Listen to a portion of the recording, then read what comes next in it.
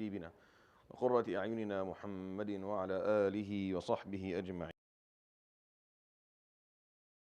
Value that I'm going to talk about this morning, inshallah ta'ala, or the two values I'm going to cover. It's going to be two every morning until we're done, inshallah ta'ala. الحياء والعفة. الحياء والعفة. Now, the biggest challenge is trying to translate الحياء, which is, in my opinion, untranslatable into one word. You can't really just translate it, and I think that's the biggest mistake that occurs when we talk about it. So when you say haya is modesty, you break it down, you reduce its concept quite quickly, and it stops having clear meaning. So what exactly is haya? So the best way to explain it, it is moral awareness and sensitivity. It's not toxic shame, it's not guilt, it's not humiliation, it's moral elegance. It's being aware of yourself and aware of things around you, and being sensitive to those changes, and being sensitive to what it is that's around you, and where you stand from your surroundings and where your surroundings stand from you, being sensitive to those things. And that's really what haya is, and that is the exact meaning of it. And this is an extremely important value for the following reasons. The Prophet ﷺ says, and I'll narrate to you maybe 5 or 6 ahadith. All of them, aside from the first one, exist in Bukhari and Muslim. The first one exists in the collection of Imam Ibn Majah and has an authentic chain narration. He says, ﷺ, آخر أو إن مما أدرك الناس من كلام النبوة الأولى إذا لم تستحي فاصنع ما شئت. So one of the narrations is that one of the last things that the human race has received from the early revelations from the revelations of early prophethood, meaning, what did Adam alayhi salam teach? What did Nuh alayhi salam teach? We don't have records. Like, we don't really have records of what these early prophets taught, what they said, like the pearls of wisdom that they had. We know that the Quran is teaching the same stuff, but it's always nice to know what exactly did they say, what did they emphasize back then, what was of great importance. And what he says, alayhi salatu wasalam, that one of the pieces of wisdom, pearls of wisdom, the teachings from early prophethood, is that إِذَا لَمْ تَسْتَحِي, if you don't have haya, then you will do whatever.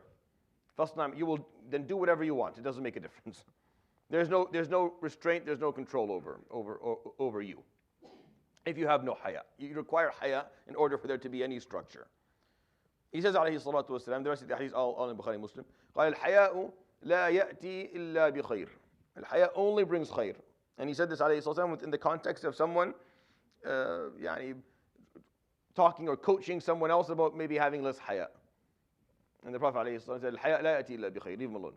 Another hadith, الحياء كله خير. Haya is only khair. Another hadith, الحياء شعبة من الإيمان. In a known hadith where he talks about the highest level of iman, which is لا إله إلا الله, and the simplest level of iman, where إماتة الأذى عن الطريق, removing harm from people's path. قال والحياء شعبة من الإيمان.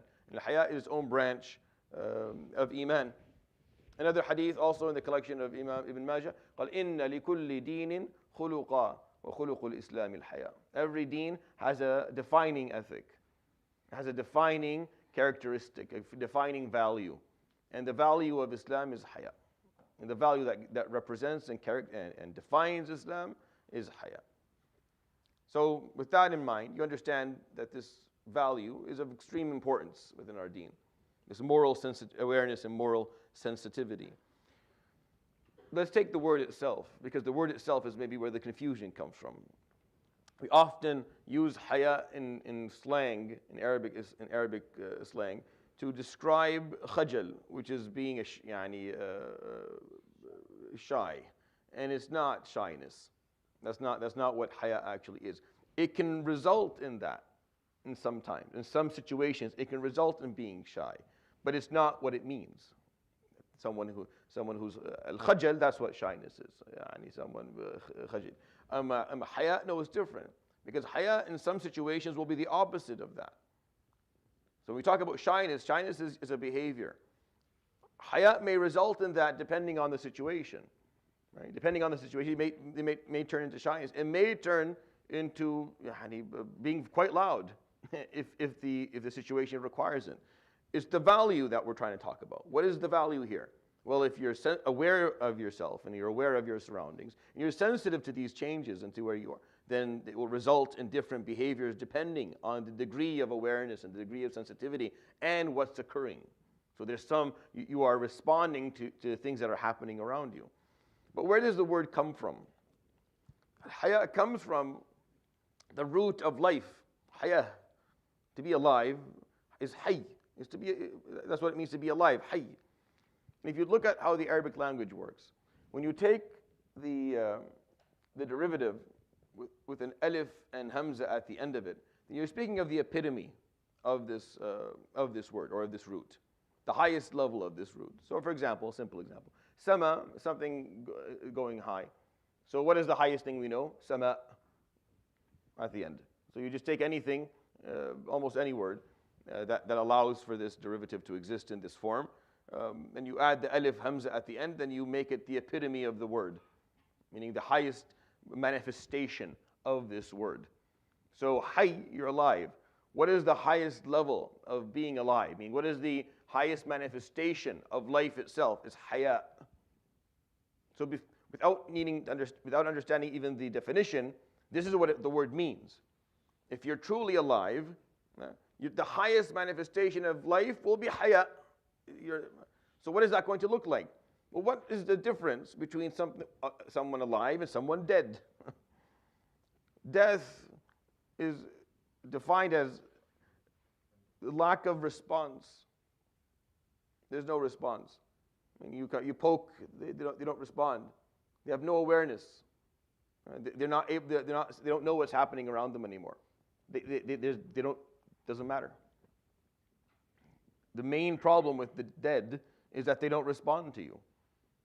Is that they're not aware of your presence anymore. And they don't make any decisions based on you being there. Life is the opposite. And the more aware life is, the more alive it is.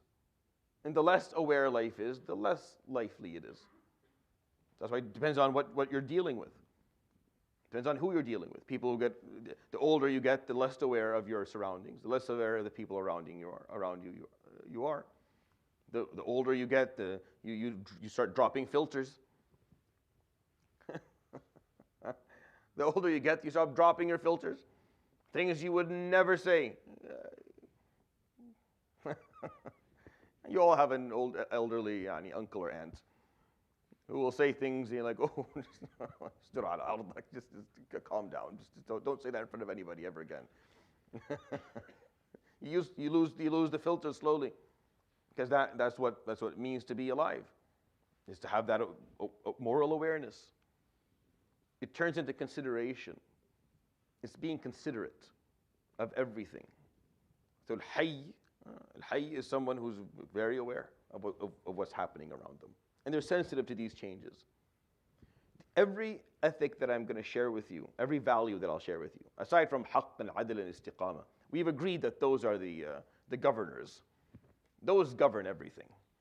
Everything that we talk about are going to be governed by these three. And if you make a mistake, if you're misprioritizing, then these three will let you know, and you will have to pull back. This is how Islam is designed. And then when you apply something, you're always going to apply it with wasatiyya, with always some degree of moderation. And all the other values they're important. Without them, you don't have a structure, you don't have a moral structure to begin with, so you need all the other values. But these values are going to be ranked based on how haqq, adl, and istiqamah see it to be correct. You're always going to go back and ask the question. And every ethic, every value that I'm going to share with you has a limit of how far you should go with it, and then you should stop.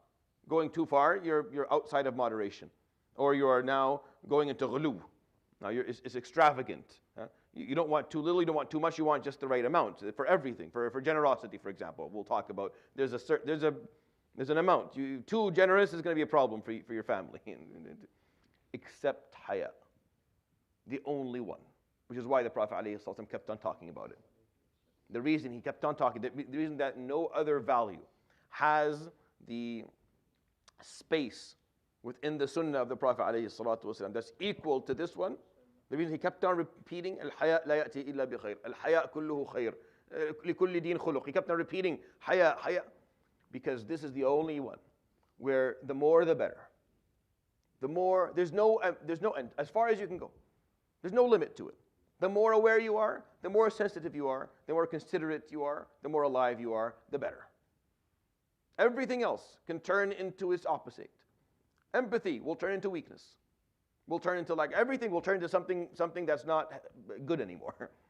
All the values will flip if you keep on going, if you don't know when to draw the line. If you don't let haqq and adl and istiqamah put the parameters for you, it'll become extravagant, and that value will now start to harm you or harm people around you. Except haya. There is no limit to how much you can have of this. As much as you, that's why when they describe him عليه الصلاة والسلام, قال كان رسول الله صلى الله عليه وسلم أشد حياء من العذراء في خدرها. He was the most morally aware and sensitive person ever. And he gave the example of a عذراء في خدرها, a virgin woman in her hawdaj, before marriage. She's aware of everything. Her senses are as heightened as they will ever be at that moment in her life. عليه الصلاة والسلام, that's how he was all his life. And Sayyidina Uthman, for example, the known story. ألا أستحي من رجل تستحي منه الملائكة. Should I not have hayat towards someone who the malaika feel aware of him? Right? It turns into something very beautiful. Why do we understand it as modesty? Why is that the word that? Well, because it turns into modesty. It turns into, when you're aware of yourself and you're aware of people around you, and you're sensitive to what affects them and what affects you, it will translate into a certain way that you dress and a certain way that you behave socially. It'll translate. Haya is a value that generates all of these behaviors. It generates how we're going to act in a given situation. And when it comes to social interactions, if I am aware of the fact as a man, if I am aware of the presence of women around me, and I'm sensitive to their needs, and I'm sensitive to what affects them and what affects me, then I'm going to behave in a certain way. I'm going to lower my gaze. I'm going to lower my gaze literally. I'm going to lower my gaze figuratively. I'm going to dress in a way that is respectful, that does not bother others, or does not put them at a disadvantage. Same thing goes for the women. If they have haya, we're not looking for shyness. We're not looking for weakness of character. We're not looking for someone, for women to have weak. No, we want strong ladies, strong women who are self-confident and are able to speak for themselves. Haya is not the opposite of that. Haya is just being aware of the fact that they're surrounded by men, and that in society men function in a certain way. And because they function in a certain way, and because they are driven in a certain way, they will dress a certain way. They will cover. Why? Because they're aware of their surroundings and are sensitive to what affects other people. The way you dress affects other people. The way you carry yourself affects other people.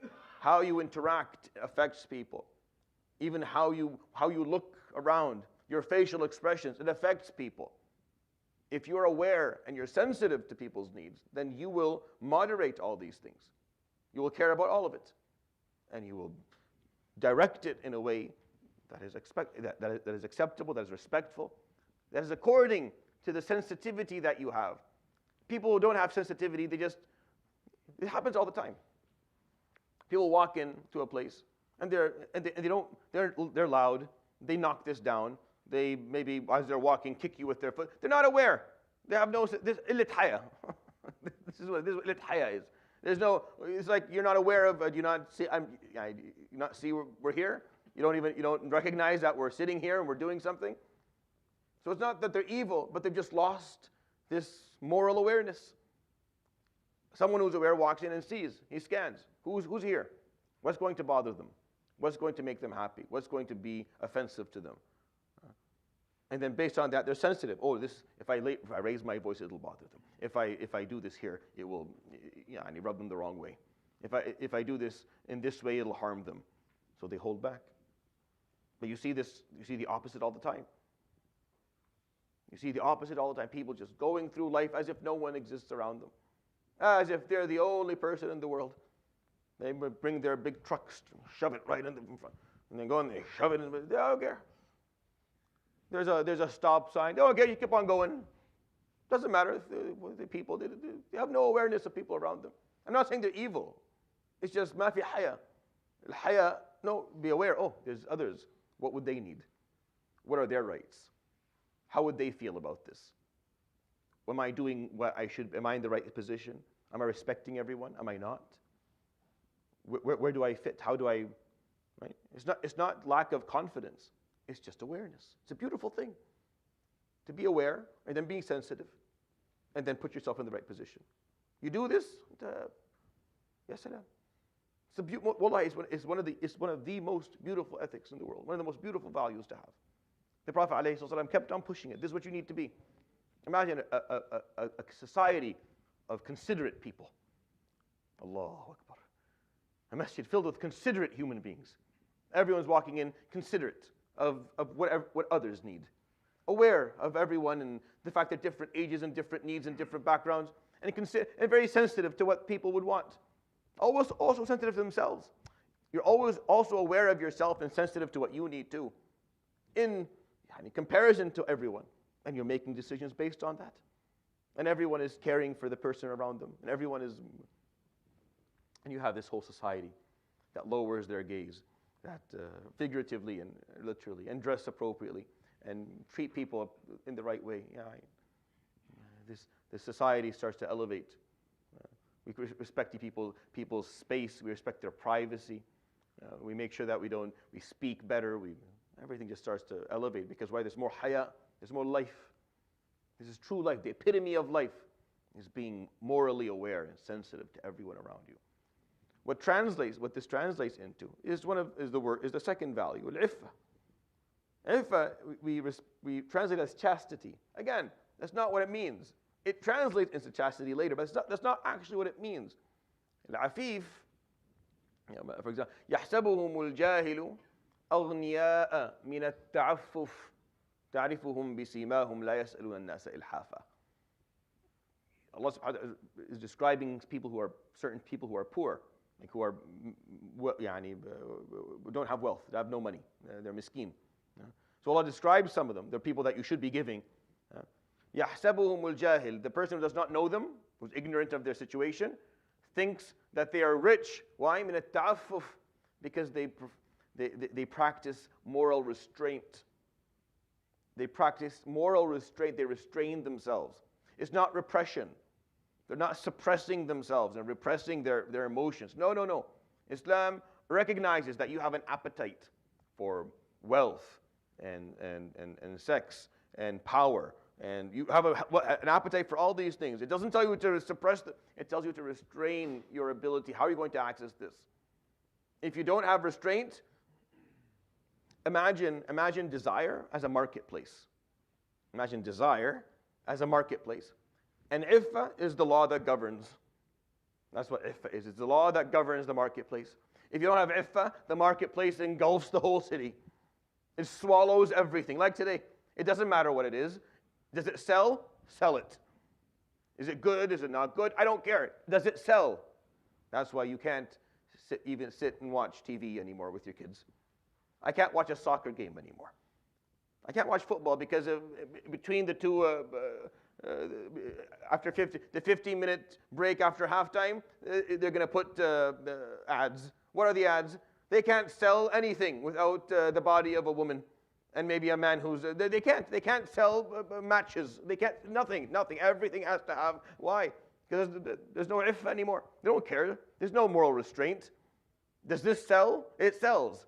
If you put the figure of a lady or a figure of a man with his shirt off, then people will watch. It sells. We don't care whether it's morally correct or not. Whether there's no restraint anymore. فخلاص. Iffa is the barrier in front of cheapening yourself. Iffa is restraint so that you don't cheapen yourself in life. That's what iffa means. Iffa is the refusal to cheapen oneself. Iffa and hayat together, they protect human dignity. That's what they do. When you are morally aware and sensitive, you don't make mistakes that cause your dignity to be compromised. Because I'm morally aware and sensitive, I don't make mistakes. I don't harm people.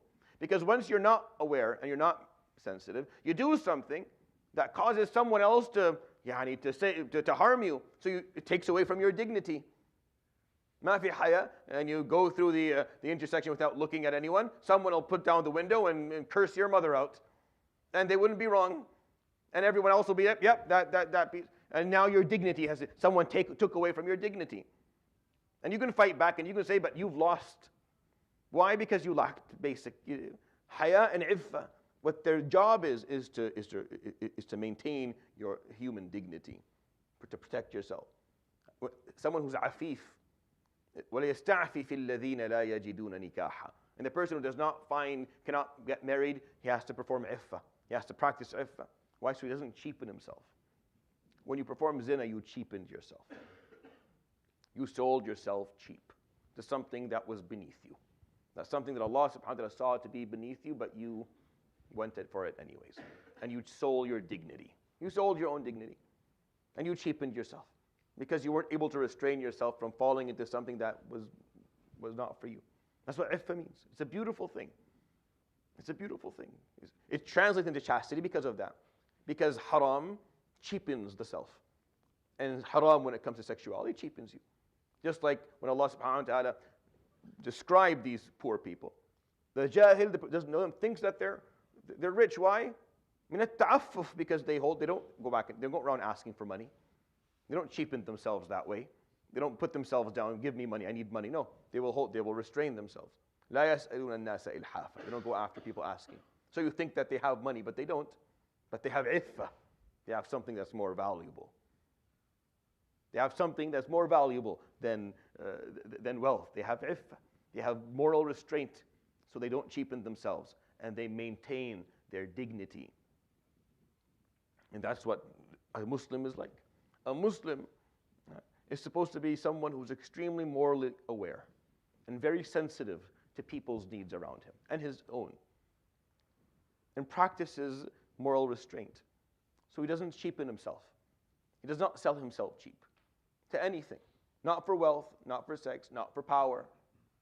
You know people who want to go up the ladder. What do? And work. You know exactly what they do. You know the boss's pet. You don't like him. That's not your favorite person in the world. The person is always mastahjuh, as they say. He goes and he just makes sure that he sucks up to the guy who has the ability to give him the raise. He's always standing there. You don't like that person. They may not even see that they are selling their dignity, but you see it, and it bothers you. You don't want to be their friend. You want to be around them. It's not nice. Unless you're the boss, and then they do that for you, and then you're happy.